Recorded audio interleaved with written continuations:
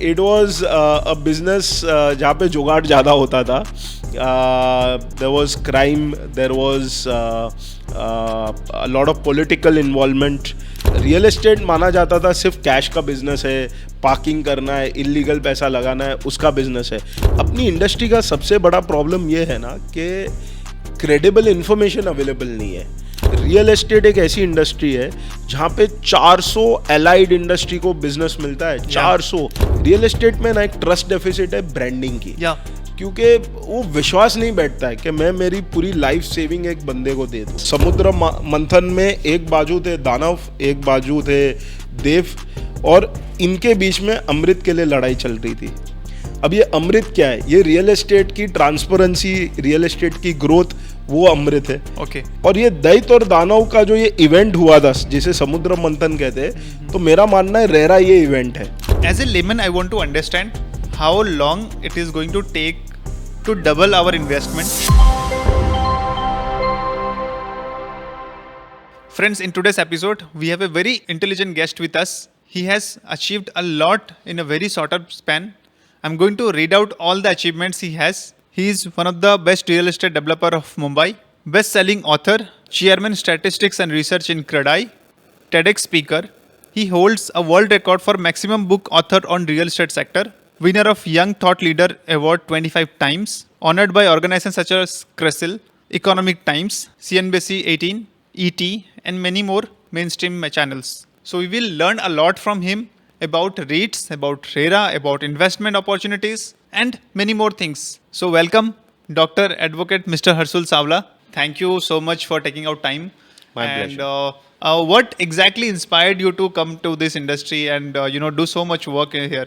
सबको बताना चाहता हूँ, real estate was not my first choice. मैंने जमनालाल बजाज से MBA किया था. Okay. और जमनालाल बजाज इंडिया की टॉप 10 बी स्कूल है. मुझे 99.98 परसेंटाइल आए थे, ऑल इंडिया 3rd रैंक आया था. Okay. और तब एडमिशन मिला था. MBA इन फिनेंस किया था. सिटी बैंक में मैंने समर इंटर्नशिप की थी और वहाँ से मुझे एक प्री प्लेसमेंट ऑफर था.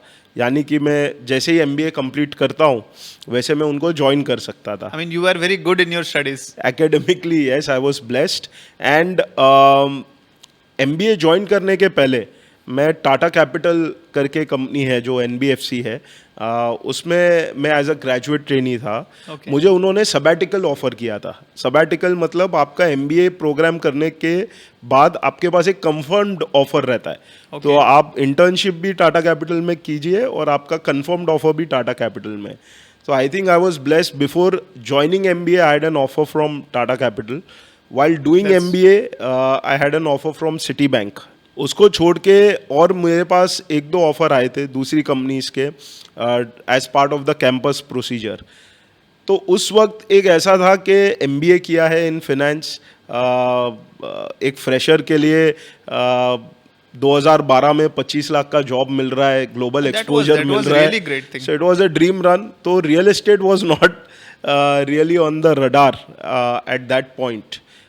My mother's been into real estate sector for last 20 years. So that was inspirational. But मैंने बोला कि I will not straight away get into entrepreneurship. I will work with corporates. तो सलाह ऐसी मिली कि real estate में ही corporate में काम करो. बैंकिंग में चले जाओगे या कोई साबुन तेल बेचने चले जाओगे तो फिर वापस यू टर्न नहीं होगा. तो एक मिडिल पाथ ऐसा हुआ कि जोन्स लांग लसाल करके कंपनी है, JLL. JLL के CEO जो थे रमेश नायर जी, yes. वो कैंपस पे आए थे. What a energetic person, I have seen him once. Absolutely, he's a powerhouse of knowledge, powerhouse of energy. तो वो कैंपस पे आए थे और उन्होंने मुझे ऑफर दिया कि आप मेरे EA के जैसे ज्वाइन करो. तो मैं बोला यार EA करके आप मुझे ज्वाइन करने बोल रहे हैं, लेकिन हु एम आई रिप्लेसिंग. तो I was replacing an IIT IIM गाय. और वो एक बहुत ड्रीम जॉब रहता है. हमें MBA में सिखाया जाता है कि अगर कुछ जॉब ऐसे है जिधर आपको 1 रुपया भी सैलरी मिले तो आपको करना चाहिए. EA का रोल वो रहता है क्योंकि you look at the firm as a top management. तो आपको पूरा देखरेख समझ में मिलता है. Luckily I got that role. 2 साल मैंने JLL में काम किया 2012 से 14 और फिर मैंने finally I took the plunge into real estate development business, जो 3 जनरेशन से चलते आ रहा था। 35 साल की लेगेसी थी। सर मैं फर्स्ट टाइम किसी से मिला हूँ who has part of third generation in real estate. आप सरप्राइज हो जाओगे सुहान जी, अपने इंडस्ट्री में दिक्कत क्या आ जाती है, because the industry organise last 10 साल में हुई है। उसके पहले इंडस्ट्री एग्जिस्ट ही नहीं करती थी। I believe it was not a industry, या correct, it was a business जहाँ पे जुगाड़ ज़्यादा होता था।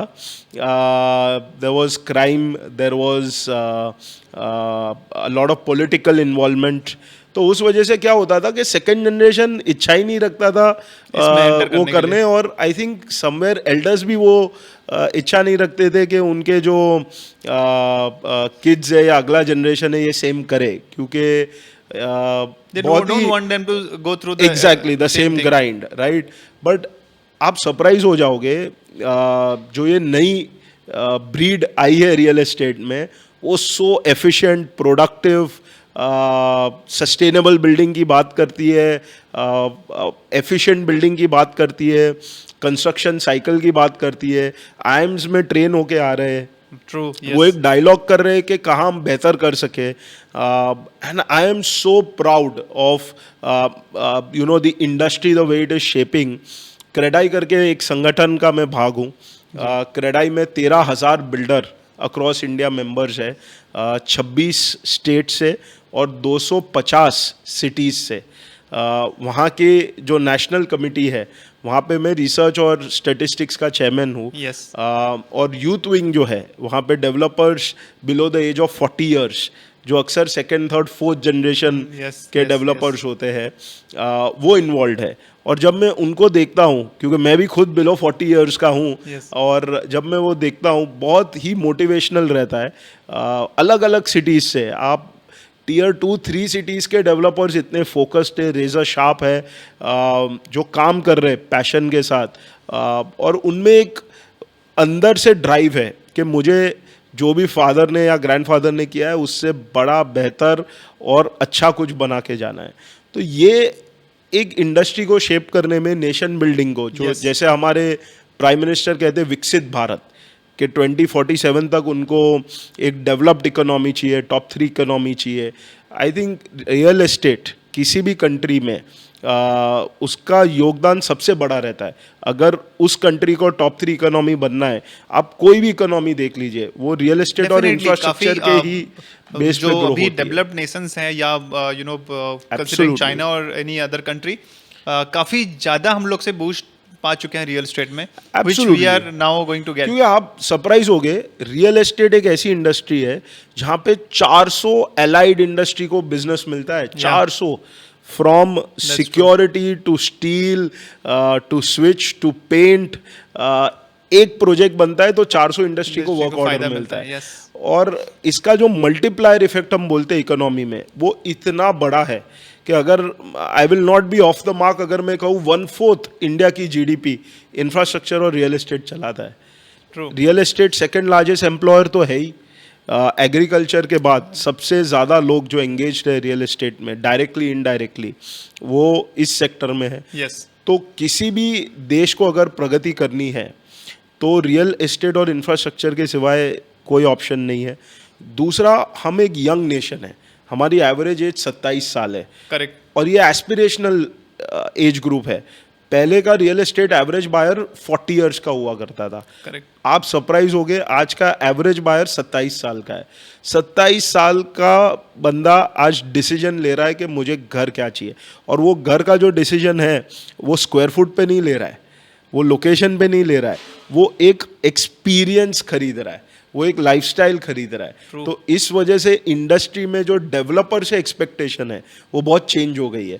पहले एक अच्छे लोकेशन पे आपने कुछ स्क्वायर फुट बना के 2 BHK दे दिया, बिक जाएगा, अब नहीं बिकेगा। नहीं बिकेगा। True. क्योंकि अब डेवलपर से एक्सपेक्टेड है वो क्या एमिनिटीज दे रहा है। आज पोल्यूशन बढ़ रहा है तो AQI सुधारने के लिए क्या कर रहा है, वो किस प्रकार का डिजाइन एलिमेंट ला रहा है, वो कौन से प्रोडक्ट्स यूज कर रहा है बिल्डिंग बनाने में, पार्किंग सोल्यूशन कैसा है, ये सारी चीजें वो आज जानना चाहता है। स्टैक है, मैकेनिकल है, 15 years ago, you know, अरे अवेयरनेस not even किसको पता ही नहीं था, उनका तो बस बोलना था कि घर दे दो, करेक्ट, और बस बात खत्म। Things did not exist at that time. Absolutely. So ये एक रेवोल्यूशन है इंडस्ट्री में, and I am so happy we are all at that time where we are witnessing this change.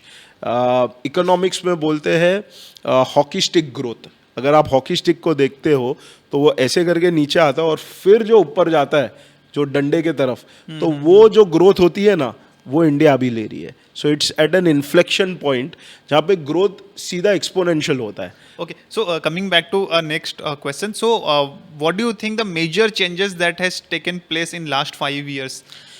So rule की तो One or two, points. थप्पी डाल दी है उन्होंने.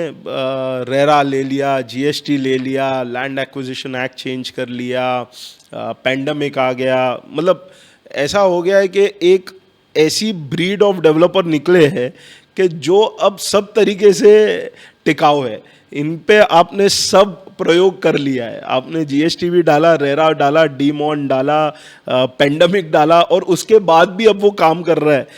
Okay. तो मेरे हिसाब से ये इवेंट्स ने शेप किया इंडस्ट्री को. इस इवेंट्स के वजह से जो ग्रोथ आई है कि नॉन ट्रेडिशनल डेवलपर्स, जैसे हम कॉरपोरेट डेवलपर्स करते हैं, जो इंडस्ट्रियलिस्ट लोग हैं, वो इस सेक्टर में आए. प्लस एक मेजर चीज़ मैं आपको बोलूँगा, लास्ट चीज़ जो इस सेक्टर में अलग हो रही है, यहाँ के प्लेयर लिस्टिंग करना शुरू कर रहे हैं भारी तादाद में. लिस्टिंग का मतलब है आप आपकी बुक्स खोल के दे रहे हो, आप ट्रांसपेरेंसी दे रहे Earlier हो. this wasn't the case. I mean, मैंने मतलब हम लोग को सुनने में आता था कि इस पूरे डेकेड में 2 या 3 डेवलपर ने लिस्ट किया खुद को. एब्सोल्युटली. आज अब तो every एक क्वार्टर year- में 3 कर रहे हैं. Yes. और इसका कारण है, रियल एस्टेट माना जाता था सिर्फ कैश का बिजनेस है, पार्किंग करना है, इलीगल पैसा लगाना है, उसका बिजनेस है. लिस्टिंग में तो आपको टॉप लाइन दिखाना है, ग्रोथ दिखाना है, तो फुल चेक का बिजनेस वाले बुक्स एक्सपोज करना पड़ता है. हर 3 महीने इन्वेस्टर कॉल में बैठना है. Yes. और अभी सेबी भी इतना इवॉल्व हुआ है, हमारा कैपिटल मार्केट भी इतना डीप हो रहा है कि आपके पास एक ऑप्शन अभी अवेलेबल हो गया है जिसे हम एसएमई लिस्टिंग कहते हैं. तो Yeah. बहुत सारे डेवलपर्स एसएमई बोर्ड पे लिस्ट कर रहे हैं. तो I think it's a major milestone In event fact, for the you know, broking companies are also listing themselves. I will not be That was- surprised, क्योंकि जिसे हम चैनल पार्टनर कहते हैं, कंसल्टेंट कहते हैं, ब्रोकिंग पार्टनर कहते हैं, agent कहते हैं, उनका रोल इतना बड़ा है इस सेक्टर में, क्योंकि वो अपने पे आज स्पेंड कर रहे हैं, वो अपनी अवेयरनेस ला रहे, वो नॉलेज ला रहे. इसके पहले ना जो ब्रोकर होता था वो एक पोस्टमैन होता था. Yeah. इधर से इंफॉर्मेशन लेता था, वहाँ देता था, टेबल पे बैठाता था. आज का कंसल्टेंट एक एडुकेटिव सेलिंग कर रहा है. वो प्रॉब्लम समझ रहा है क्लाइंट का, वो ऑफरिंग समझ रहा है और मैच मेकिंग कर रहा है. Yes, और yes. वो एक एडुकेटेड अप्रोच कर रहा है. वो खुद ही वैसी चीज ऑफर नहीं कर रहा है जिससे क्लाइंट का नुकसान हो. तो I think this transformation is a huge I believe transformation. overall दोनों भी हर एक you know हर स्टेक segment होल्डर में ग्रो change. हुआ है. Yes. हर स्टेक होल्डर ग्रो हुआ है. डेवलपर हुआ हो या प्रॉपर्टी कंसल्टेंट हुआ हो या आर्किटेक्ट्स हो. Architect, yes. High rise capital India बनने जा रहा है एशिया का. जिस किस्म से हाई राइज बिल्डिंग्स आ रही है एमएमआर में, मुंबई में, दिल्ली में, एनसीआर जिसे हम बोलते हैं, हैदराबाद में, बेंगलोर में, I think India will soon be the high rise capital of Asia. Just moving to a different note, you have written published 20 books. I mean, that is so remarkable thing. मैं आज तक जिन लोगों से मिला हूँ शायद उन्होंने 1 या 2 बुक पब्लिश किया है. So, what is the reason behind it and how you got into it? बहुत सिंपल इंटेंट था, बहुत सिंपल मोटिवेशन था कि अपनी इंडस्ट्री का सबसे बड़ा प्रॉब्लम ये है ना कि क्रेडिबल इन्फॉर्मेशन अवेलेबल नहीं है. हमारे जर्नलिस्ट भी थोड़ा मिर्च मसाला डाल के कुछ तो टीआरपी वाला Entertaining आर्टिकल लिख कर देते, देते हैं. एंटरटेनमेंट. सो एड्यूटेनमेंट फॉर्मेट बना डाला है न्यूज़ को. और दिक्कत क्या होती है, हमारे जो लेमैन है उनको रियल एस्टेट की इतनी नॉलेज नहीं होती है. वो मीडिया के हेडलाइंस पढ़ के पूरा आर्टिकल भी नहीं पढ़ते और उसके बेस पे अपने ओपिनियन फॉर्म बना कर देते देते हैं, हैं. yes. हमारे स्टेक होल्डर्स भी है ना, क्योंकि ये इंडस्ट्री इतना बड़ा है, आज मार्केटिंग वाले को फाइनेंस और टेक्निकल साइड समझती नहीं है, टेक्निकल वाले को मार्केटिंग नहीं समझती है. तो हमारे पास जो डिपार्टमेंट्स है वो इतने सारे हैं. तो आज किसको एक होलिस्टिक व्यू चाहिए, तो इंडियन रियल एस्टेट पे लिटरेचर ही अवेलेबल नहीं था. मैंने इंडिया की सबसे पहली पीएचडी थीसिस की थी रीट के ऊपर 2018 के अंदर मेरे पीएचडी मुझे अवार्ड हुआ था। आज मैं एक पीएचडी गाइड और सुपरवाइज़र भी हूँ। यानी मेरे अंदर लोग अब पीएचडी कर सकते हैं, बट 2018 में 6 साल पहले I would clap for it definitely. I think probably the first developer who is also a PhD guide. Yeah. उस समय मैंने जब रियल एस्टेट इन्वेस्टमेंट ट्रस्ट बोलते हैं, वो जब मैंने थीसिस की थी पीएचडी के ऊपर, तभी एक बहुत डिमांड आया था। रीट एक नया सब्जेक्ट था। Yes. तो लोगों का बोलना था हमें आपकी थीसिस पढ़नी है, तो वो मेरी पहली किताब थी रीड्स के ऊपर। रीट्स के ऊपर। रीड्स के ऊपर मैं just I want very simple explanation जो लोगों को समझ में आए। क्या है अरे REITs? ये तो बड़ा इजी कॉन्सेप्ट है। रीट 60 ईयर ओल्ड कॉन्सेप्ट है। रीट आज globally there are more than 950 REITs which are already listed. 45 countries में रीट ऑलरेडी अवेलेबल है। 60 ईयर ओल्ड कॉन्सेप्ट है जो यूएस में शुरू हुआ था, तो ये कोई नया आविष्कार नहीं है। अब रीट कॉन्सेप्ट क्या है मैं आपको समझाता हूँ। रियल एस्टेट इन्वेस्टमेंट ट्रस्ट इसको बोलते हैं। म्यूचुअल फंड में जैसे आप पैसे लगाते हो 1000, 2000, 10,000 रुपए, और एक फंड कलेक्ट करता है, फंड मैनेजर स्टॉक मार्केट में लगाता है, Yes. और उसके बदले डिविडेंड आता है, प्लस जैसे शेयर की बढ़ोतरी होती है वैसे आपका पोर्टफोलियो बढ़ते जाता है। सेम लॉजिक आप पकड़िए। आपने वही 10,000, 15,000, 50,000 रुपए लगाए फंड में, फंड मैनेजर है, बट इस बार शेयर बाजार के बदले वो प्री लीज्ड रेंटेड प्रॉपर्टी के ऊपर पैसा लगाएगा। ओके। रेंटेड प्रॉपर्टी का हर महीने भाड़ा आना है, यस। हर क्वार्टर आपको पैसा आना है। वो हर क्वार्टर जो भी भाड़ा आता है उसका 90% आपके बैंक अकाउंट में आ जाएगा। तो आपको एक बड़ी मात्रा की राशि आपको हर क्वार्टर मिलनी है, वो तय है। अच्छा, हर साल या हर 3 साल आपके लीज में एक बढ़ोतरी आती है, 5% या 15% इंक्रीमेंट आता है। तो जैसे वो इंक्रीमेंट आता है आपके लीज के अंदर, अकॉर्डिंगली आपकी प्रॉपर्टी की वैल्यू बढ़ जाती है। तो अकॉर्डिंगली ये प्रॉपर्टी एसेट भी, और ये पूरा का पूरा चीज़ लिस्ट होता है एनएससी और बीएससी के ऊपर। तो आपको आपका होल्डिंग जब भी बेचना है आप बेच सकते हो। जब तक आप रिटेन करते हो आपको फिक्स रेंटल इनकम आपके बैंक अकाउंट में हर महीने या हर क्वार्टर आता रहेगा। तो ये बड़ा सिंपल कॉन्सेप्ट है, बड़ा सेफ कॉन्सेप्ट है, क्योंकि आपको सर प्रोजेक्ट रिस्की नहीं है इसमें। यस, ये मतलब इतना सेफेस्ट इन्वेस्टमेंट ऑप्शन होने के बाद भी, and you do not really have a capping to नहीं, 10,000 रुपए से आप 1000 करोड़ के प्रोजेक्ट में निवेश कर सकते हैं। करेक्ट। सो इतना अच्छा सब ऑप्शन हम लोग को मिला है रीट्स में इन्वेस्टमेंट के लिए। आज कितने % लोग इसको यूज करते हैं, या what is the organise real estate जिसे कहते हैं, लिस्टेड रियल एस्टेट। तो अगर 100 रुपया लिस्ट हुआ है तो 16 रुपया रीट के फॉर्मेट में है, 84 rupees in the form of non REIT. तो 16% इन्वेस्टमेंट 16% अभी तक रीट में, ये बहुत ही कम है। अगर आप यूएस देखेंगे 95% of listed real estate is in the form of रीट्स। वहाँ पे तो आप बिलीव नहीं कर पाओगे क्या क्या चीज़ें की रीट हुई है। वहाँ पे ग्रेवयार्ड रीट है।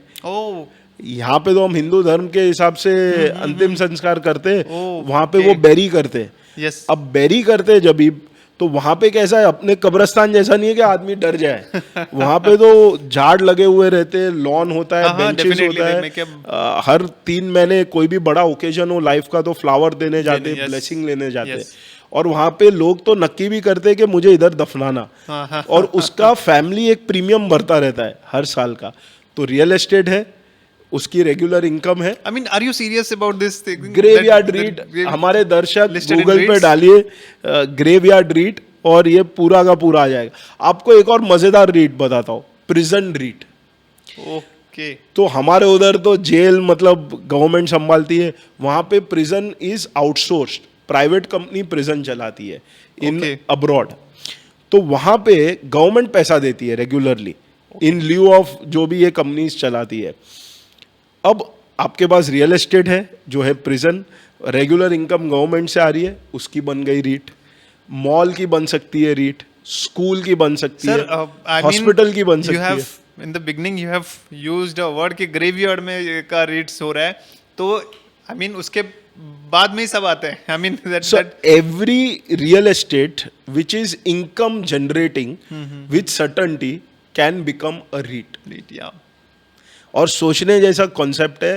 इंडिया में तो हम अभी तक ऑफिस स्पेस और मॉल का रीट ला रहे हैं। एसएम रीट करके जो आ रहा है, स्मॉल मीडियम रीट, ये पैंडोरास बॉक्स खोलेगा। ये इतना बड़ा स्केल पे जाएगा क्योंकि इसमें डेटा सेंटर का रीट बन सकता है, इसमें लॉजिस्टिक पार्क का रीट बन सकता है, और आपको return data centre logistic park में 8 से 10% या 12% का रिटर्न मिल सकता है। Yes. क्योंकि ये बहुत ही ऑल्टरनेटिव अच्छे एसेट क्लास है। को वर्किंग का रीट बन सकता है, को लिविंग का रीट बन सकता है। तो रीट का scope is unlimited. And still, it is in a very nascent stage. It's at a nascent stage. in India. Exactly. तो मेरे हिसाब से Growth ये is- मार्केट फिनोमिनली ब्लास्ट होगी। आज जो लोगों का पैसा एफडी और म्यूचुअल फंड में, वो रीट में दिखने वाला है दिखने आपको। वाला है. Very true. It's a big bright future. It's a very bright future. I have heard that you have you have some world records. ओ You have- yes. So tell something about एक it. ही sector में, जो real estate का sector है, उसमें मैंने 20 किताब पब्लिश की है। Okay. तो उसका मैंने एक वर्ल्ड रिकॉर्ड अटेम्प्ट किया था कि एक ही सेक्टर पे किस ऑथर ने किसी ने कितना 20 मैक्सिमम लिखा है। सो आई वाज अवॉर्डेड दैट। दूसरा, academically I have completed 6 degrees. So I have done my 6 degrees. 6 I mean, degrees। we have to count it. One. So I've done a double graduation, BBA in management and LLB from Okay. Government Law College, Mumbai. फिर double post graduation, LLM, which is Masters of Law, and MBA from Jamnalal Bajaj, and I've done a double PhD. I mean, PhD in how did you management. achieve so much in such shorter period? So- आपका age minimum 55 होना चाहिए था अभी तक. So 36 की उम्र में is where I hold this world record for maximum degrees from a single university. Okay. तो ये सारी की सारी 6 मुंबई यूनिवर्सिटी से। Okay. There are many people जिन्होंने 6 से ज़्यादा डिग्रीज की है, बट मेरी सभी 6 एक ही यूनिवर्सिटी से।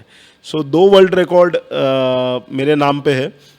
Maximum degrees from a single university, maximum books authored on 1 sector. Okay. तो इस तरीके से ये 2 world That's a record fantastic achieve achievement. हुए थे And that too, you have done it in a very short your- span. yeah, in your 30s by your 30s, absolutely, absolutely. So, I mean, lot of people must be considering you or looking up to you. Whom do you look up to? So there are many, in fact, Any individual? मैं आपको मज़ेदार चीज़ बोलता हूँ। जब हम मुंबई में अपनी office पे बैठे रहते हैं और जब लोग अपने को मिलने आते हैं, तो अपने को लगता है बस सब तो कर लिया, अब बचा क्या है।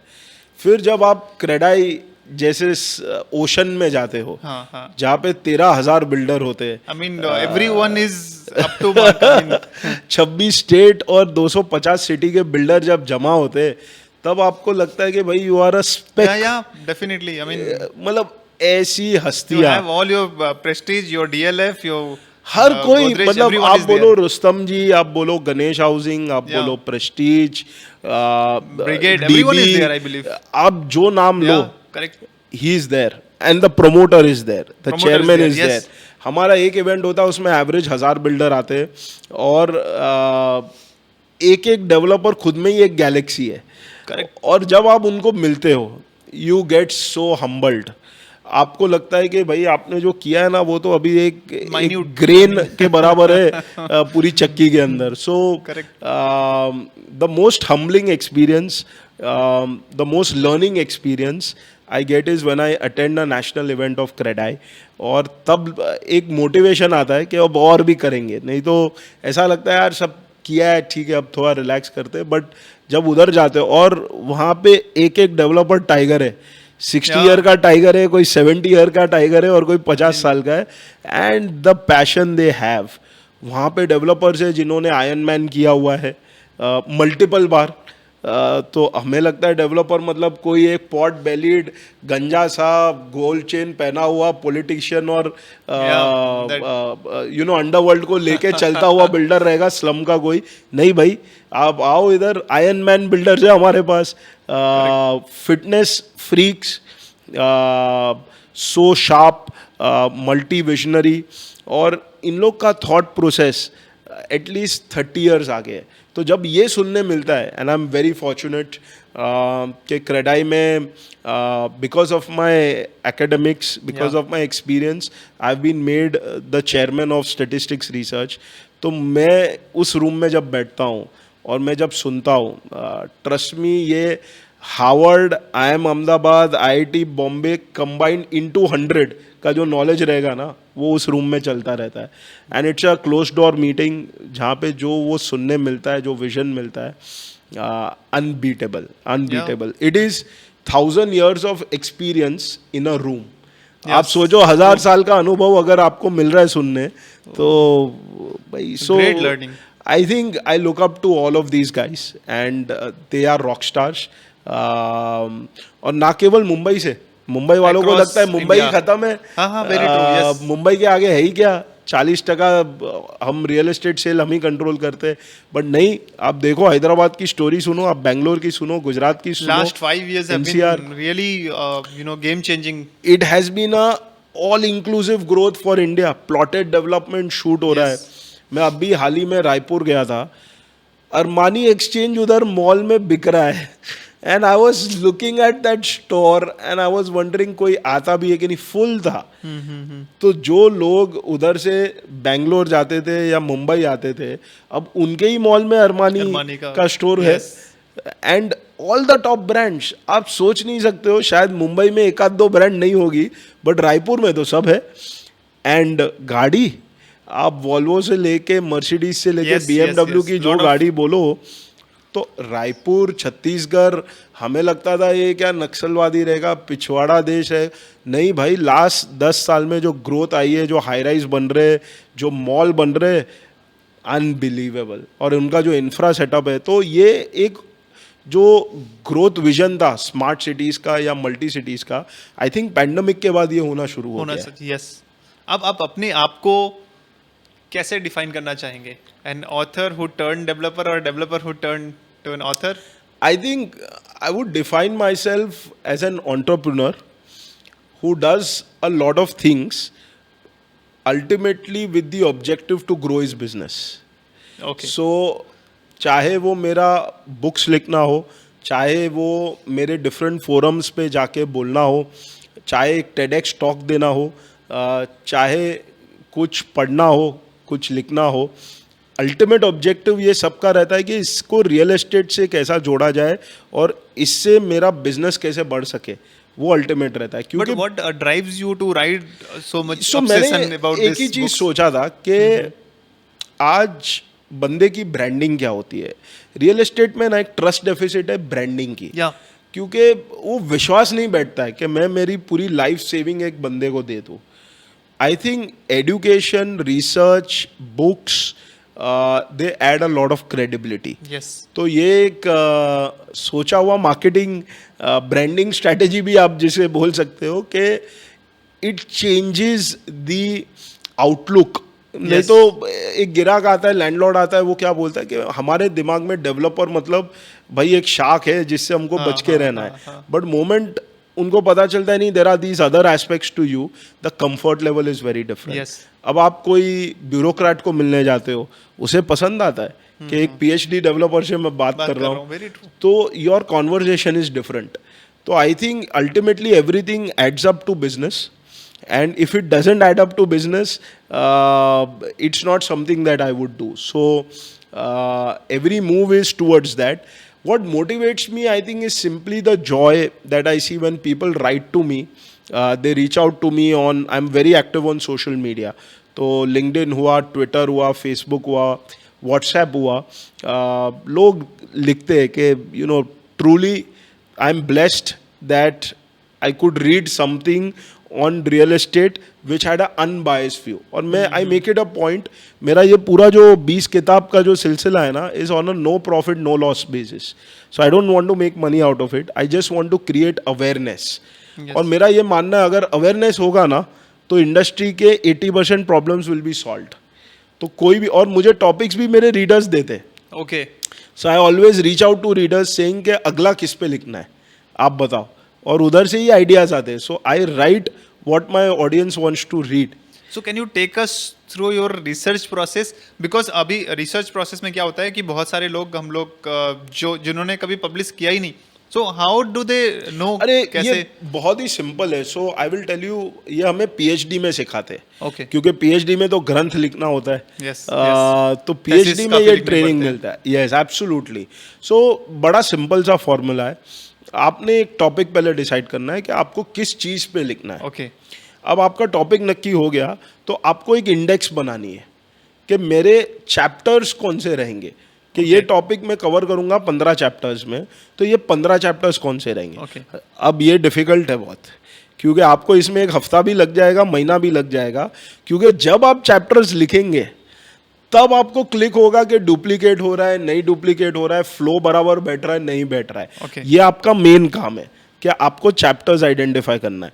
अब चैप्टर्स आइडेंटिफाई करके इससे भी एक इंपॉर्टेंट और कॉम्प्लिकेटेड काम मैं आपको बोलूंगा. उस चैप्टर में आप क्या कवर करोगे वो 10 लाइन में लिखो या 10 बुलेट पॉइंट में लिखो. Okay. तो आपके पास अब 15 चैप्टर है, 15 चैप्टर के 10 बुलेट पॉइंट, Bullet मतलब points है. 150 पॉइंट्स आ पॉइंट्स आ गए. गए. अब आपका कार्ड छूट बहुत होगा. तो इस प्रोसेस को 2 महीना लग सकता है. Okay. क्योंकि you are fixing up a framework of your book. अब जब वो रेडी हो जाता है, जिसे हम ढांचा कहते हैं, अब इजी पार्ट है. अब ढांचे को भरना है.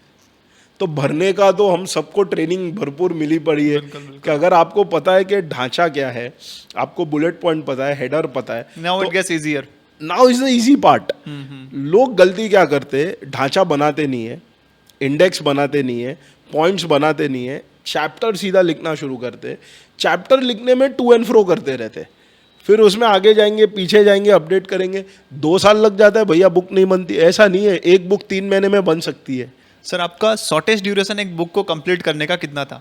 आप बिलीव नहीं करोगे, एक पॉइंट पे हमारी एफिशिएंसी इतनी बढ़ गई थी.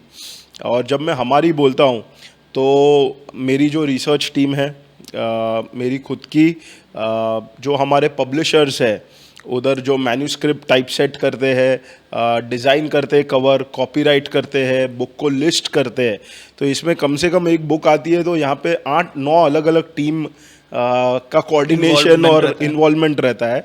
और ये इतना एक बढ़िया बैठ गया था, जब एक फ्लो बैठा था, तभी 15 डेज के अंदर बुक आ चुकी थी. 15 डेज. 15 और days. इसमें तब कोई चैट जीपीटी वगैरह कोई था नहीं, तो ऐसा नहीं है कि कोई रोलिंग कंटेंट आया था, बट 15 डेज में. हाँ, ये ज़रूर था कि तब वो दौर ऐसा था कि पैंडमिक का था. कोई लोग थाली बजा रहे थे, कोई लोग अलग अलग अपना समय काटने के लिए लोग देख रहे थे. उस समय मेरा पूरा फोकस फार्म हाउस पे था. मैं वहाँ पे मेरा पूरा फोकस एक ही था कि बुक को रोल करना है. और क्योंकि लोग फ्री थे तो लोगों को कंटेंट की भी एक इंटरेस्ट लेवल था कि कुछ नया आए तो हम कुछ करें. यस, आई बिलीव वो जो ड्यूरेशन चल रहा था उस पे कंटेंट ज़्यादा कंजम्पशन हो रहे थे. और वो जो बुक थी, मैं आपको नाम भी बताऊंगा उस बुक का. उस बुक का नाम था रियलिटी ऑफ रियलिटी. ओके. और रियलिटी ऑफ रियलिटी है ना, वो बुक एकदम दिल से बनाई थी, क्योंकि उसमें मैं और मेरे को ऑथर थे. हमें ये मिथ्स जो है रियल एस्टेट सेक्टर के बारे में, वो सारे मिथ्स को डिबंक करना था. तो हमको बताना था कि भाई आप जो सोच रहे हो रियल एस्टेट सेक्टर के बारे में एज अ लेमैन, आप क्या कहाँ गलत सोच रहे हो. दूसरा, भले आप स्टेक होल्डर्स हो इस इंडस्ट्री के, लेकिन आप जो सोचते हो दूसरे बारे में, मतलब आप प्रॉपर्टी कंसल्टेंट हो तो डेवलपर के बारे में जो सोचते हो, आप बैंकर हो तो आप मार्केटिंग के बारे में जो सोचते हो, तो ये डिबंक करने का जो प्रोसेस था वो इतना दिल से आ रहा था. तो content was so free flowing, क्योंकि ये हमें पता था कि ये क्या क्या मिस नॉर्म्स है. बहुत बढ़िया सी बुक है रियलिटी ऑफ रियलिटी. तो ये 15 दिन में इसका सर हमने टाइटल सुनने के बाद ही मुझे अभी ईगरनेस आ रहा है कि उसको या एब्सोल्युटली. और ये एक मैं बोलूँगा जिसे रियल एस्टेट सेक्टर के बारे में समझना है, इट्स अ परफेक्ट स्टार्ट. छोटी सी बुक है 150 पेज की, लेकिन बहुत ही सिंपल लूसिड तरीके से बताया गया है ओके सेक्टर के बारे में. As a layman I want to understand how long it is going to take to double our investment in residential also and commercial also. तो कितना ऑन एन एवरेज कितना टाइम लगता है? मैं पहले कहना चाहूँगा, और विद अ बिग डिस्क्लेमर, कि आप रियल एस्टेट में स्पेक्यूलेशन के लिए ना आए, ये डबल ट्रिपल 4 गुना करने के लिए मत आइए। आप रियल एस्टेट में इसके लिए आइए क्योंकि यहाँ पे सर्टेनिटी है। यहाँ पे जब भी वॉर छिड़ता है, तेल के भाव बढ़ जाते हैं, या किधर कोई अटैक हो जाता है, या डिमोनेटाइजेशन हो जाता है, Yes. या पेंडेमिक भी आ जाता है, जब हमें लगता है कि दुनिया खत्म होने वाली है, तभी भी इस एस्टेट की वैल्यू इरोड नहीं होती है। करेक्ट। पेपर सिक्योरिटी हो या स्टॉक मार्केट हो, वैल्यू फ्लैट हो जाता है, रेड हो जाता है। इधर real it estate remain constant और it एग्जैक्टली grows. तो इसे अगर हम एनिमल किंगडम में देखें तो इसे हम हाथी माना जाता है। ये अपनी धुन Okay. में आराम से चलेगा, स्लो, स्टेडी एंड स्टेबल। तो ये बहुत ज़रूरी है इसे दिमाग में लाना। इंडिया में एक दौर था जहाँ पे मिसमैच था कि डिमांड बहुत ज़्यादा थी, सप्लाई बहुत कम था। इसके लिए एक ऐसा दौर आया था कि जो चीज़ आप 800 रुपया फुट में खरीद रहे हो वो 5 साल में 5,000 रुपया फुट हो रही है। तो लोग को लगा कि रेजिडेंशियल में तो 6 गुना भाव तो ऐसे ही 5 साल में हो जाता है। बट वो एक फेज था जब भी सप्लाई नहीं था और डिमांड बहुत ज़्यादा था। We are well past that phase. तो ऐसा कुछ होने नहीं वाला है मैजिक। हाँ, हो क्या सकता है मैं आपको बताता हूँ। रियल एस्टेट यानी रेजिडेंशियल नहीं है।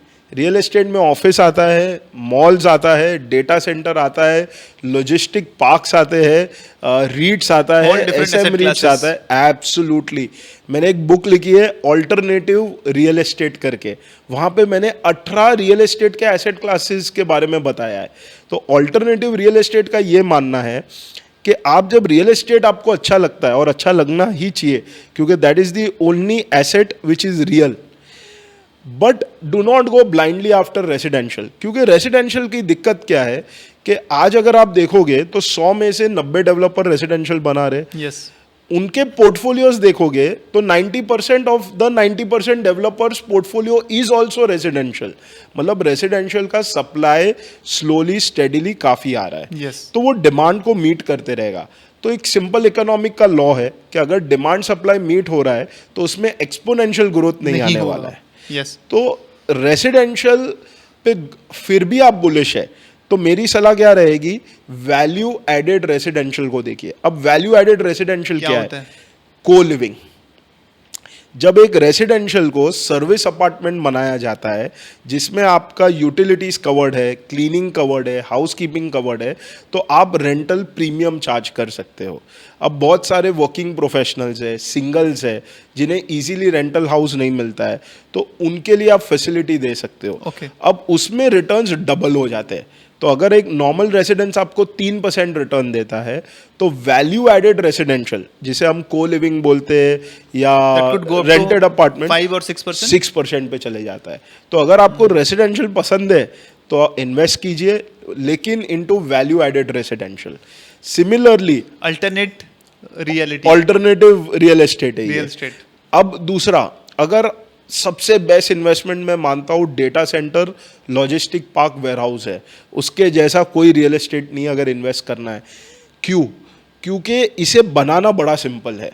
आपको आप शेड खड़ा करना है, खाली कोई बिल्डिंग खड़ी नहीं करनी है, कोई हाई राइज नहीं है। दूसरा, खर्चे कम है उसमें। जीएसटी आने की वजह से वन नेशन वन टैक्स हो गया है, Yes. ऑक्ट्रॉय निकल गया है। तो अब जिसे हम बोलते हैं, आज हम सबको आदत है स्विगी और जोमेटो पे। स्विगी का 11,500 करोड़ का आईपीओ आया था। करेक्ट। हुंडई के बाद आया था। लोग को बहुत डाउट था कि ये आईपीओ थ्रू होगा कि नहीं। yes. 10 बिलियन की वैल्यूएशन पे ये प्री लिस्ट हुआ था। करेक्ट। आज के तारीख में 360 370 पे जो लोग ने एंट्री किया था, आज शेयर्स 500 के ऊपर टच हो गए।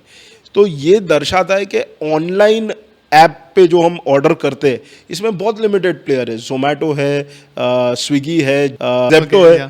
तो इन लोग को केटर कौन करता है? वेयरहाउस। और वेयरहाउस में आज 10% 12% रिटर्न मिलना बहुत आसान है और इस पे रिस्क नहीं है। तो आपको अगर रिटर्न्स ज़्यादा चाहिए तो आपको प्रोडक्ट लेना चाहिए वेयरहाउसिंग, डेटा सेंटर्स वगैरह। अच्छा, आपको इन्वेस्ट करना है लेकिन मॉनिटर नहीं करना है तो रीट में निवेश कीजिए। आपको रीट से एक शार्पर रिटर्न चाहिए तो आप एसएम रीट में चले जाइए। तो pick your asset class very wisely. तो इसके लिए पहले कौन से एसेट क्लास अवेलेबल है उसको स्टडी कीजिए। आपका गोल क्या है? आप इसे एक लॉन्ग टर्म के लिए देख रहे हैं, आपको रेगुलर इनकम चाहिए, आपको कैपिटल अप्रिसिएशन चाहिए, आपको हाई रिटर्न्स चाहिए। उस हिसाब से आपको एसेट होगा। तो इसमें कोई एक फिक्स जैकेट फॉर्मूला नहीं है कि मैंने एक रेजिडेंशियल फ्लैट ले लिया उसका वैल्यू 4 गुना होगा, नहीं, वैसे मत जाइए। और रियल एस्टेट आज एक बूफे दे रहा है, बूफे में आपको क्या खाना है आप नक्की कीजिए, लेकिन हाँ रियल एस्टेट इतनी अपॉर्चुनिटी दे रहा है कि आपका जो कैपिटल है उसको आपके डिजायर्ड ग्रोथ में लाने की क्षमता रियल एस्टेट में है। सो अभी जितने भी एसेट क्लासेस आपने बताए, which one is your favourite one, मतलब जहां पे आपको मेरा लगता है कि सबसे फेवरेट Sure, है शोरूम। अगर आपको ग्राउंड फ्लोर की कोई भी चीज मिलती है Okay. ले लीजिए। Land can not be manufactured, ground is finite. FSI average Mumbai की आज 4 की एफएसआई चल रही है, Yes.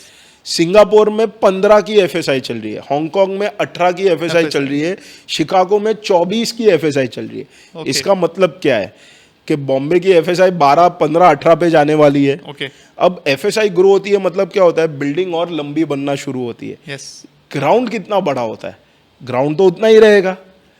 तो अगर आपकी कोई भी एसेट ग्राउंड फ्लोर की है, रिटेल स्पेसेस, रिटेल स्पेसेस जिसे हम कहते हैं, तो उसकी वैल्यू हमेशा इंटैक्ट रहेगी। मैं ग्राउंड फ्लोर के रियल एस्टेट को गोल्ड के जैसे मानता हूँ। कितनी भी तेजी मंदिर हो, ग्राउंड फ्लोर का रियल एस्टेट वैल्यू देके ही जाने वाला है। उसका कारण है जैसे सिटी ग्रो होगी ग्राउंड की वैल्यू तो रहेगी, और ग्राउंड इज सो कन्वीनियंट। आपको फायर नॉर्म्स ज़्यादा लगते नहीं है, आना जाना इजीली हो जाता है, उसमें मेंटेनेंस ज़्यादा लगता नहीं है। बिल्डिंग ऊपर की डेंजरस है लेकिन ग्राउंड तो सही पड़ा रहता है। तो मेरा फेवरेट एसेट क्लास हमेशा शोरूम और ग्राउंड फ्लोर रहता है। मिलता नहीं है जल्दी, क्योंकि सबसे पहले जो भी शार्प इन्वेस्टर है वो ग्राउंड फ्लोर की दुकान ले लेता है। अच्छा, रेंट पे चढ़ाना बहुत ईजी है, खुद Yes. को अगर कोई बिजनेस खोलना है तो बहुत ईजी है। सेकंड फेवरेट मेरा एसेट क्लास है ऑफिस स्पेस। आज किसी भी सिटी में जहाँ पे पॉपुलेशन ज़्यादा है, अगर आपको बिजनेस करना है तो आपको ऑफिस स्पेस चाहिए। आप कोई भी डेवलपर देख लीजिए, इंडिया के टॉप 10 डेवलपर देखिए, अगर वो 100 स्क्वायर फुट बना रहे तो उसमें से 95 रेसिडेंशियल बन रहा है, 5 फुट ही ऑफिस स्पेसेस में ऑफिस जा रहे स्पेस, या मैं बोलूंगा 5 फुट नॉन रेसिडेंशियल बन रहा है। नॉन रेसिडेंशियल में ऑफिस Office स्पेस space. एक छोटा सा भाग है। तो ऑफिस स्पेस बन ही नहीं रहे हैं, गवर्नमेंट की पॉलिसीज भी ज़्यादा फेवरेबल नहीं है, तो इसके लिए ऑफिस स्पेस की वैल्यू रहेगी। और office space normally 7% to 8% return दे के जाता है। तो इन्वेस्टमेंट के लिए मेरा सेकंड फेवरेट एसेट क्लास है ऑफिस स्पेस। अगर आप में क्षमता है कि मुझे थोड़ी दूर 25-30 किलोमीटर दूर की चीज़ मैं मॉनिटर कर सकता हूँ, तो आंख बंद करके आपका जितना रियल एस्टेट इन्वेस्टमेंट का पोर्टफोलियो है एक वेयरहाउस में डाल दीजिए। वेयरहाउस में भी 2 टाइप्स है, लीगल वेयरहाउस जिसे हम बोलते हैं ILP अप्रूव्ड, क्या होता है logistic park approved, okay, MIDC जैसे DCR रूल्स होते हैं वैसे MIDC के रूल को फॉलो किया हुआ बनाया हुआ वेयरहाउस। वेयरहाउसिंग, या दूसरा वेयरहाउस है जिसे हम बोलते हैं ग्राम पंचायत, ग्रीन जोन, कलेक्टर का अप्रूवल लेके किया हुआ warehouse, those which are far away from the cities, जहां पे अप्रूवल स्टेटस नहीं है, नहीं होता है, तो करेक्ट। उसे मत लीजिए क्योंकि उसका भविष्य ज्यादा अच्छा नहीं है। बट जो ऑफिशियल बनाए हुए वेयरहाउस है, आंख बंद करके पैसा डालिए। आज का वेयरहाउस कल का प्लॉट है। सिटी बढ़ेगी तो जो आज वेयरहाउस है वो प्लॉट के दाम में बिकेगा, और प्लॉट जब बिकता है तो आपको एक्सपोनेंशियल ग्रोथ 10,000 टाइम्स मिलेगा। तो आपने आज अगर जो वेयरहाउस लिया है 20 करोड़ में, उसकी वैल्यू कम से कम 200 करोड़ से 250 करोड़ तक चली जाएगी, क्योंकि वो बन जाएगा प्लॉट, उसके ऊपर आ जाएगी एफएसआई। सो आपका पहला प्रेफरेंस है retail spaces, second preference is your office space, third is warehousing. Absolutely. So anyone who wants to invest, first you can go on the sequence. Coming to next discussion about RERA. Now, I mean, every single developer somewhere or other facing issues with it. What would you like to say about it? मैंने इस पे एक किताब लिखी है जिसका नाम है era post RERA. Era post RERA, okay. तो एरा पोस्ट रेरा जो सर है, एक मिनट, आप ये टाइटल्स कहाँ से चूज करता है? दीज आर रियली सटल और सो ये प्योर मेरा ब्रेन चाइल्ड होता है। मेरा मानना है कि 70% of the readers who pick up a book to buy, वो कवर और टाइटल और अबाउट द Judge बुक करते हैं। पढ़ के ही सिलेक्ट करते हैं। 100 बुक जो खरीदी जाती है ना, उसमें 70 लाइब्रेरी में जाती है, 30 पढ़ी जाती है। ओके तो लोग खरीदते हैं इसको देख के। तो I spend a lot of time on cover about the book और टाइटल पे खास करके, अमेजिंग टाइटल्स आई मीन है ना। या सो ईरा पोस्ट रेरा की सोच ये थी कि रेरा को मैंने एक माइथोलॉजिकल इवेंट है जिसे हम कहते हैं समुद्र मंथन। तो समुद्र मंथन में एक बाजू थे दानव, एक बाजू थे देव, और इनके बीच में अमृत के लिए लड़ाई चल रही थी। अब ये अमृत क्या है? ये रियल एस्टेट की ट्रांसपेरेंसी, रियल एस्टेट की ग्रोथ, वो अमृत है। ओके और ये दैत्य और दानव का जो ये इवेंट हुआ था जिसे समुद्र मंथन कहते हैं, तो मेरा मानना है रेरा ये इवेंट है। ओके जिसके अंदर जो करप्ट प्रैक्टिसेस थी, जो दानव का प्रतीक है, वो धुल जाती है इस एक्ट के द्वारा। अब आज के टेक्निकल दौर पे आते हैं कि रेरा असल में करता क्या है। रेरा एक रेगुलेटर है, जैसे स्टॉक मार्केट का सेबी है, Yes. इंश्योरेंस के लिए IRDA है, तो वैसे रियल एस्टेट के लिए एक रेगुलेटर है। क्योंकि at the end of the day real estate भी एक फाइनेंशियल प्रोडक्ट है, उसे भी एक रेगुलेटर की ज़रूरत है और एक स्पेशलाइज प्रोडक्ट है। मुसीबत ये हुई कि रेरा से लोग को सभी अपने उलझन का जवाब चाहिए था, और ये उलझन लेगेसी इश्यूज थे जो 10-10, 20-20 साल से सुलटा नहीं था, उसका जवाब आज चाहिए था। अब वो कैसे होगा? ऐसी कोई जादुई छड़ी तो नहीं है कि वो 20 साल के इश्यूज अभी सॉल्व solve कर करेगी। देगा। हाँ, रेरा से ये हुआ है कि आज 5 साल के ऊपर हो गए रेरा को आके। रेरा के आने के बाद जो भी प्रोजेक्ट फ्रेशली प्लान हुआ है रेरा में, उसमें इश्यूज नहीं आए। तो वो रेरा की बहुत बड़ी जीत है, रेरा की बहुत बड़ी अचीवमेंट है। रेरा में दिक्कत क्या आ रही है? जो लोग त्राईमाम कर रहे हैं, वो दिक्कत ये है कि रेरा अब एक ओवर रेगुलेशन रेज्यूम में चला गया है। तो पहले रियल एस्टेट की दिक्कत ये थी कि रेगुलेशन नहीं था, अब ओवर रेगुलेशन हो गया है। तो रेरा को थोड़ा थमना चाहिए। Correct word to explain. Over regulation actually, over regulation is killing the industry. Yes. मतलब आज कोई भी प्रॉब्लम या चिट्ठी रेरा के कान पे पहुंच जाती है, तो रेरा सीधा निकलता है कान पकड़ने के लिए और बोल देता है कि यार ये रूल है, ये रेगुलेशन है। तो रेरा को थोड़ा अभी जो रूल्स अवेलेबल है उसी के फ्रेमवर्क को एनफोर्समेंट पे फोकस करना चाहिए, ना कि नए रूल्स लाने क्रिएट पे। करना चाहिए। क्योंकि क्या हो रहा है, रेरा रूल्स तो ला रहा है, ऑर्डर्स भी दे रहा है, लेकिन ऑर्डर का एनफोर्समेंट नहीं हो रहा है। और एनफोर्समेंट ना होने की वजह से लोग को रेरा के प्रति विश्वास कम होके ऑल्टरनेट फोरम में जा रहे। तो ऑल्टरनेट फोरम क्या है कि लोग कंज्यूमर कोर्ट्स में जा रहे, लोग हाई कोर्ट में जा रहे, लोग नेशनल कमीशन में जा रहे। तो कन्वेंशनल वेज एग्जैक्टली तो रेरा का मतलब नहीं रहेगा। तो रेरा को अब बोलना चाहिए, भाई मैं नए रूल नहीं निकालूंगा, जो रूल है उसको पहले फॉलो करके उसका एनफोर्समेंट लेके आता हूँ। तो जो नहीं फॉलो कर रहे उनको कैसे मैं फॉलो करवाऊँ। So I think RERA should step back from its over regulation regime and should focus on enforcement of the orders that are passed. So, sir, I am trying to learn about different state रेरास।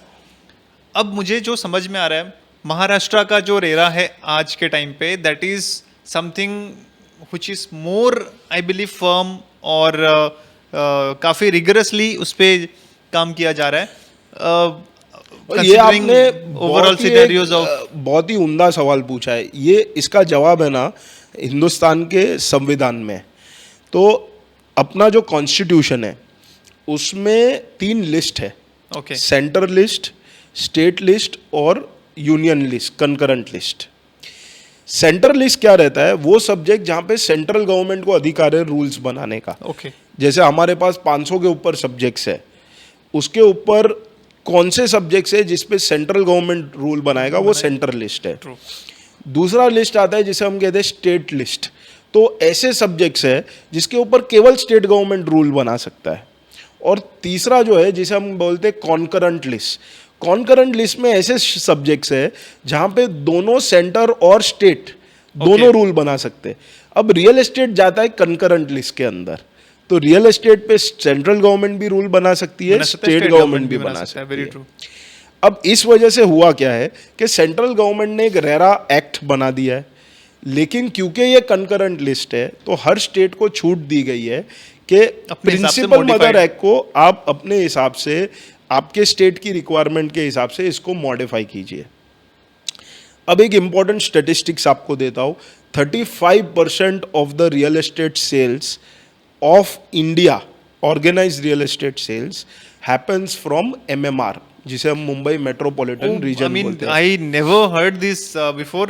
35% 35% contribution. It's a 35%। big contribution from अब one region. 35% आप पकड़ेंगे तो India में 26 राज्य के ऊपर है। Yeah. मतलब MMR alone, Mumbai metropolitan region, जिसमें मुंबई सिटी आ गया, मुंबई सबर्ब आ गया, नवी मुंबई, थाने, बोईसर, अलीबाग, Yes. पनवेल, रायगढ़। खारगर, रायगढ़ सब आ गया। ये पूरा जो MMR जिसे हम बोलते हैं, वो अगर 35% कंट्रीब्यूट करता है, मतलब ये 8 स्टेट्स के बराबर का रियल एस्टेट सेल्स जनरेट करके देता Yes. है, बराबर 1/3 से ज्यादा। एक मेट्रोपॉलिटन रीजन Absolutely. जो 8 स्टेट के बराबर का कंट्रीब्यूशन दे रहा है। कंट्रीब्यूशन दे रहा है। अब जब ये मात्रा की revenue organise real estate sale generate करती है, तो उधर के रियल एस्टेट के कायदे कानून पूरे हिंदुस्तान के सबसे बेहतरीन होना ही चाहिए। रहेंगे।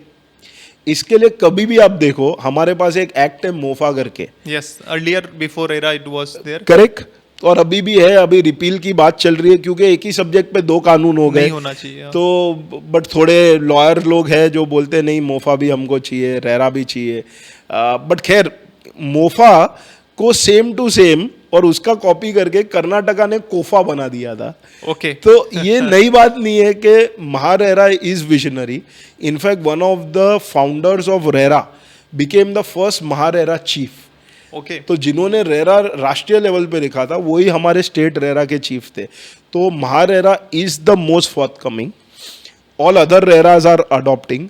बट मैं आपको कहना चाहूँगा, गुजरात का जो रेरा है या उत्तर प्रदेश का रेरा है, बहुत सारे रेरा में भी बेस्ट प्रैक्टिसेस अवेलेबल है। Okay. जैसे जियो मैपिंग कर रहे हैं या किसी प्रकार की उन्होंने प्रोविजंस बनाए हैं। तो हमें कॉम्प्रिहेंसिव स्टडी करना चाहिए कि कौन से रेरा से क्या अडॉप्ट करना चाहिए। इसके लिए नेशनल गवर्नमेंट एक कॉन्फ्रेंस भी रखती है, जहाँ पे सारे स्टेट के रेरा वाले लोग अपने बेस्ट प्रैक्टिसेस शेयर करते हैं। और मेरा अभी जो नया बुक आएगा latest, will be on best practices available in RERA. I am eager to know the name of that book. Absolutely, that is going to be launched in next month, और उसी के साथ we will unveil the title. What major changes do you think RERA must bring into picture now? I think RERA ने एक base setup कर दिया है। RERA को केवल एनफोर्सेबिलिटी पे फोकस करना चाहिए, क्योंकि वो जो वायलेशन के ऑर्डर्स दे रहा है उसे एनफोर्स नहीं किया जा रहा है। तो आई थिंक एनफोर्सेबिलिटी पे अगर फोकस रहेगा तो रेरा की इफेक्टिवनेस 10x बढ़ जाएगी। तो रेरा को अभी और कुछ नया नहीं करना चाहिए, केवल एनफोर्सेबिलिटी पे ध्यान देना चाहिए। So moving from RERA angle to to people, what would you say to someone or suggest to someone, I would say, who wants to come in real estate and work in this industry, either in broking or in development? बस I will just tell them 2 P's that are very important: patience, perseverance. अगर आप में patience है, अगर आप में Perseverance है, तो इस इंडस्ट्री में आओ, नहीं तो मत आओ। ये कोई बिटकॉइन और शेयर बाजार के फ्यूचर ऑप्शंस नहीं है जहाँ पे ओवरनाइट आदमी करोड़पति बन जाता है। इधर बहुत हार्डवर्क, पेशेंस और परसिवियरेंस की रिक्वायरमेंट है। तो ये 2 P अगर आप में है तो you will make a big Fortune. But अगर आप में पेशेंस नहीं है और परसिवियरेंस नहीं है, तो इस इंडस्ट्री से दूर रहो, इस Okay. इंडस्ट्री में मत आओ। What's new? So in this segment, you have to tell about your upcoming project or recently launched project and brief about it a bit. तो जब हमारी कंपनी शुरू हुई थी तो लैंड और प्रोजेक्ट मिलने की बड़ी दिक्कत थी। तो जहाँ लैंड मिलता था, प्रोजेक्ट मिलता था, कर रहे थे। तो एक टाइम था जब हम मुलुंड में 1 करोड़ का अपार्टमेंट बना रहे थे और प्रभा देवी में 3000 फुट का 15 करोड़ का अपार्टमेंट बना रहे थे।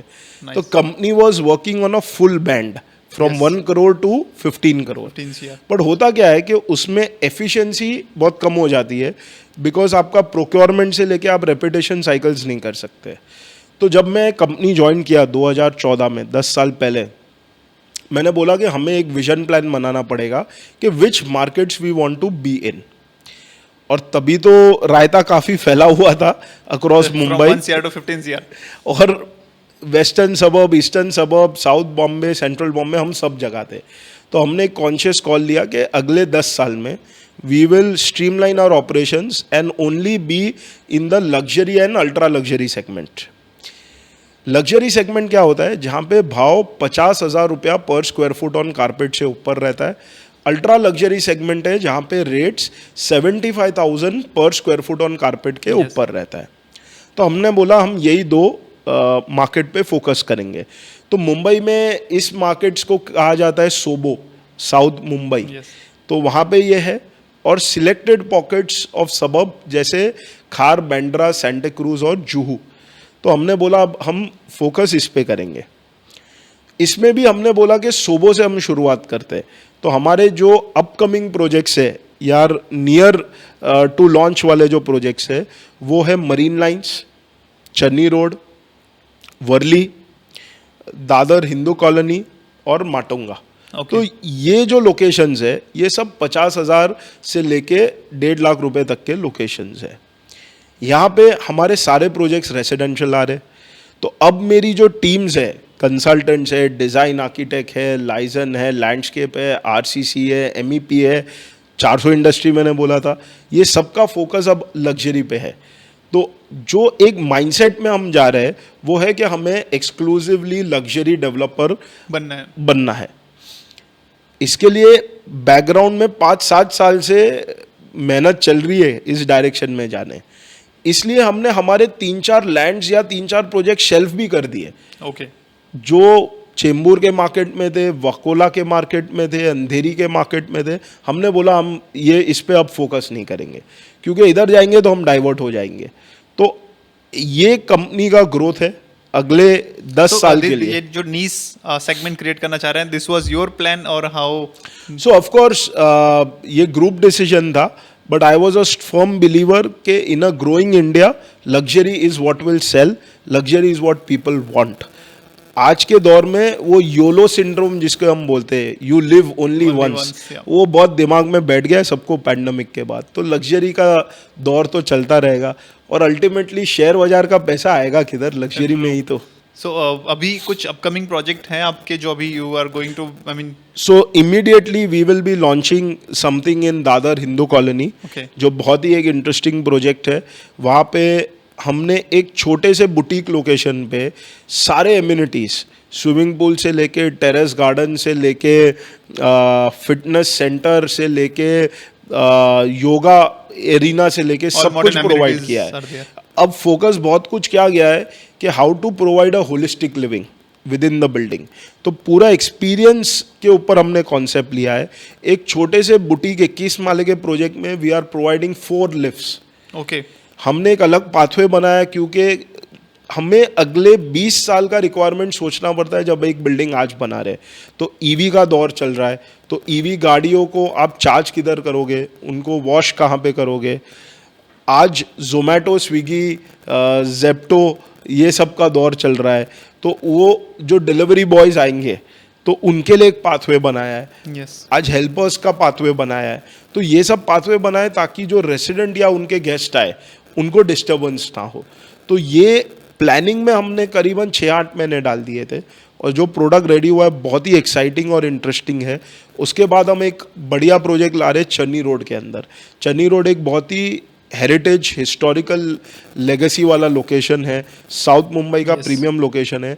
और आप बिलीव नहीं करोगे, हम 2 बेडरूम 2.5 करोड़ में ला रहे चन्नी रोड के उधर, जहाँ पे मेट्रो कनेक्टिविटी है, रेल कनेक्टिविटी है, आपको साउथ मुंबई का हेरिटेज मिल रहा है। yes.